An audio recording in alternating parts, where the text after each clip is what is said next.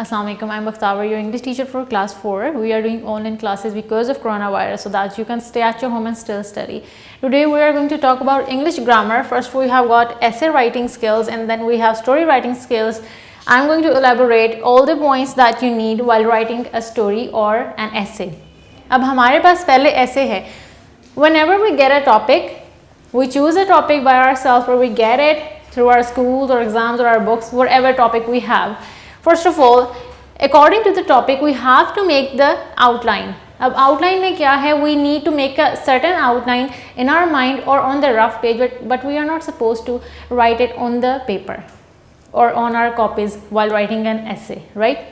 जब हम ये outline लिख लेंगे तो हम क्या करेंगे? इस outline में वो सारी चीज़ें cover करेंगे जो हमें essay को लिखते हुए हमें उनकी ज़रूरत पड़ेगी. वो सारी चीज़ें, सारे पॉइंट्स हम वन बाय वन करके उसमें लिख देंगे. इसकी ज़रूरत क्यों पड़ती है? फॉर अ फैक्ट कि जब हम ऐसे लिख रहे होते हैं तो हमें ज़्यादा सोचना ना पड़े, हमारा जो ध्यान है, हमारी जो फोकस है हमारा, वो सारा राइटिंग में आए. अब आउटलाइन बना ली हमने, जहन में बना ली या रफ कॉपी में बना ली या रफ पेज पे बना ली. आउटलाइन के बाद हमने देना है introduction. For instance, if we get a topic my school or my house or my pet or my best friend or my favorite game, whatever topic we have. For example, if we have my favorite sport, right? आपने क्या करना है? इसका देना है थोड़ा सा introduction कि स्पोर्ट्स होती क्या हैं, गेम्स होती क्या हैं, किस तरह की होती हैं, इंडोर होती हैं, आउटडोर होती हैं. ठीक है, आपने 2 से 3 लाइन्स का इंट्रोडक्शन दे दिया. फिर आपने देनी है details about the sport that you like to do. If you like to play soccer, if you like to play badminton, if you like to play cricket or anything on your cell phone, there are a lot of people playing games on the cell phone, but that's very much exceptional. Particularly when we are talking about sports, that means your involvement, something that your sort of involvement in which you are doing something physical, right? तो आपने क्या करना है?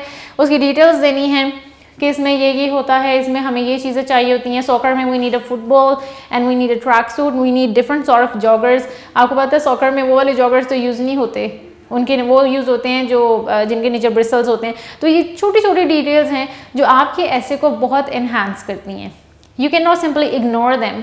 आपने हर detail, minor से minor detail, but you need to stick around to your specific topic. कि अगर आपका टॉपिक स्पोर्ट्स है and you are writing about your favourite sport and whatever, for example soccer और football is your favourite sport, तो आपने क्या करना है? आपने उसी के इर्द गिर्द रहना है हर डिटेल में. But there is this thing that you have to add even a minor detail in it. आपने डिटेल्स दे दी कि वो कैसी होती है, क्या होता है, उसमें गेम कैसे करते हैं, उसके राउंड्स होते हैं, उसमें कितने लोग चाहिए होते हैं, प्लेयर्स, और ट्रैक सूट चाहिए होता है, शूज़ किस तरह के चाहिए होते हैं, फुटबॉल होता है, उसमें सब कुछ आपने बताना है. फिर आपने बताना है गुड और bad points. Whether your sport that you like to play it has got some good points, some positive points और some bad points. कुछ गेम्स के bad points होते हैं इन अ सेंस उनसे कुछ इंजरीज इस तरह की हो जाती हैं जो life time they can prolong with your physical fitness, तो आप वो लिख सकते हैं. आप उनके गुड पॉइंट्स, स्पोर्ट्स के ज़्यादातर गुड पॉइंट्स ही होते हैं. इंजरीज़ की अगर हम बात करें तो वो थोड़ी बैड पॉइंट्स में, एस्पेक्ट्स में आ सकती हैं. आपने इसके गुड पॉइंट्स लिखना है, यहाँ के आपकी फिजिकल हेल्थ पे क्या असर पड़ता है, आपकी मेंटल हेल्थ पे क्या असर पड़ता है, आपके वेट गेन, वेट लूज पे, मसल स्ट्रॉन्ग होने पे, हर चीज़ आपने इसमें लिख देनी है. उसके बाद जो आपने ये सारे पॉइंट्स ऊपर दिए हैं, इनको आपने जस्टिफाई करना है. आपने देखना है कि आप जो ऐसे लिख रहे हैं, आप चाहे उसमें कोई नेगेटिव बात पोर्ट्रे कर रहे हैं, मतलब कोई नेगेटिव आपकी ऐसी बात है कि आप कहते हो कि मैं ये स्टेटमेंट है, मैं इससे अगेंस्ट जाती हूँ क्योंकि इसकी ये चीज़ें हैं. अगर आपको लगता है आप अगेंस्ट लिख रहे हैं या पॉजिटिव लिख रहे हैं, जो भी लिख रहे हैं, to convince your reader you have to justify your points in 2 to 3 lines कि ये जो गेम्स हैं इनके ऐसे ऐसे फ़ायदे होते हैं, हर इंसान को खेलनी चाहिए. क्यों खेलनी चाहिए? क्योंकि हमने ऊपर पढ़ा है कि इसके ये फ़ायदे हैं फिजिकली और मेंटली. फिर आपने कंक्लूजन पे आ जाना है. कंक्लूजन पे आके क्या करना है कि आपका जो पूरा ऐसे है इसका एक क्रक्स होता है. क्रक्स क्या होता है? एक आपके कंक्लूजन में एंडिंग लाइंस में समझ आ जाती है कि आपकी जो ऐसे की स्टेटमेंट है वो क्या गई है. बेसिकली जो आपकी इंट्रोडक्शन वाली स्टेटमेंट होती है ना, आप उसी को यहाँ थोड़ा सा एलैबोरेट करते हैं, स्टेटमेंट प्रॉब्लम को एलैबोरेट करते हैं और उसमें आप बताते हैं कि जी इस तरह से होना चाहिए. गेम्स हर जगह होनी चाहिए, हर मुल्क में होनी चाहिए, इंडोर आउटडोर, जो भी आपने अपने सपोर्टिव पॉइंट्स उसमें लिखने हैं. ठीक है, फिर आपने अपने ऐसे को एंड कर देना है. अब ऐसे राइटिंग में हमारे पास ये भी होता है which is not really that sort of like easy और सिंपल प्रैक्टिस ओवर हेयर. हम क्या करते हैं, वी राइट इट और हम बस ऐसे लिख के दे देते हैं, हम उससे बाहर जाने की कोशिश नहीं करते. आपने क्या करना है, जस्ट टू, आपको पता है जैसे आप डिज़र्ट बनाते हैं, डिज़र्ट के ऊपर आप थोड़ी सी कोई ड्राई फ्रूट्स या फिर किसी चीज़ की गार्निशिंग कर देते हैं तो इट लुक्स मोर नाइस। इसी तरह से आपने इसमें क्या करना है, ऐसे में if you have got some quotes, कोई आप सेइंग्स याद कर लें रिगार्डिंग दैट पर्टिकुलर ऐसे, आप सेइंग्स याद कर लें। आप अगर उर्दू में लिखने, वैसे तो इंग्लिश की बात है, इसमें शेर व शायरी उस तरह से नहीं आ सकती, तो इसमें ये होता है कि आप कोटेशंस लिख सकते हैं, आप कोट्स लिख सकते हैं फेमस राइटर्स के, शेक्सपियर के, आइंस्टाइन के, और इवन प्रेसिडेंट्स की स्टेटमेंट्स आप कोट कर सकते हैं। अगर if you are like so much sure about it तो आप वो लिख सकते हैं। आप क्या करते हैं कि आप जब कुछ लिख रहे होते हैं अपने ऐसे में, तो आप छोटी सी लाइन मार्कर से उनको कोमास के साथ आप प्यारा सा करके कोटेशन को लिखते हैं। उससे क्या होता है कि आपका जो ऐसे होता है वो ज़्यादा अच्छा लगता है रीडर को भी, और वैसे देखने में भी उसकी जो प्रेजेंटेशन होती है वो अच्छी हो जाती है। इस तरह से आपने अपना ऐसे करना है, ठीक है। Now moving towards story writing.